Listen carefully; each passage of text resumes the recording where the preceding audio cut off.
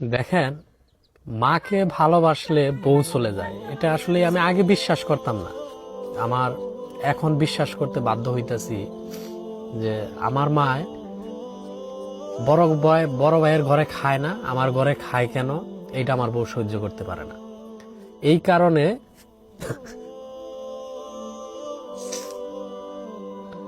আমার বউ আজকে 15 দিন যাবত বাড়ি থেকে চলে গেছে, তার বাপের বাড়ি আসতেছে না। সে তার কথা একটাই যে তুমি তোমার মাকে যদি আমাদের সাথে নিয়ে খাও তাহলে আমি তোমার সাথে থাকতে পারবো না। যেই মায়ের জন্য আমি এত ঘর বাড়ি, যে মায়ের জন্য এত কষ্ট করলাম, এই যে সুন্দর ঘর বাড়ি বানাইলাম, আজকে সেই মায়ের ছাড়া আমি কিভাবে আলাদা খাবো? এটা তো আমার পক্ষে কোনোভাবেই সম্ভব না। আর এত শখের বউ আমি হেলিকপ্টার দা বিয়া করে নিয়ে এলাম আমার বাড়িতে। আসলে কথা হয়েছে কি, কথা হইলো যে মা বাবার কথার অবাধ্য কোনো সময় হওয়ার লাগে না। আমার মা আমার দেখে বিয়া করাবার নিকা চাইছিল। আমি বলছিলাম যে দেখো আম্মা,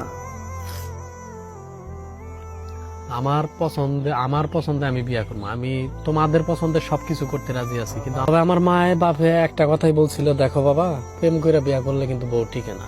আসলে আজকে মনে হয় এরকমটাই হইতে যাইতেছে যে আমার মা বাবার কথাটাই মনে হয় সত্য, যে আজকে মা বাবার নিয়ে আমি কেন একসাথে খামো। আমার বউ আসলে বাংলাদেশে এইরকম ঘটনা রহ রহ করতেছে যে মাকে একসাথে নিয়ে খাইলে কেন বউরা জ্বলবো, তাদের কেন সহ্য হইব না, তার পোলায় তার মায়ের কামাই করে খাওয়াবো, এটা কেন সহ্য হবো না? এটা সহ্য হওয়ার না কি আছে? সহ্য না হওয়ার কি আছে? যা তার ছেলে তার মায়ের কামাই করে খাওয়াবো, তার বাপের কামাই করে খাওয়াবো, কেন খাবে না? তার ভাত, আমার বউয়ের ভাত সে পাইলে হয়েছে, কাপড় চোপড় পাইলে হয়েছে, তার সমস্যাটা কোনো? আমার ইনকাম করার অর্থ যদি আমার মায়ের বাপে না খাইতে পারে, তাইলে আমার এই ইনকামের কোনো অর্থ আছে? তাইলে কোনো মানেই নাই। এখন বিষয়টা হলো যে আমার বউ থাকুক বা না থাকুক তাতে আমার কোনো যায় আসে না, কিন্তু আমার মা বাবা আমার সাথে সব সময় থাকবো।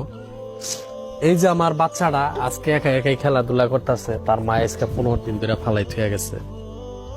আম্মা, ও আম্মা, আম্মা গো, তোমার আম্মা গেছে গা।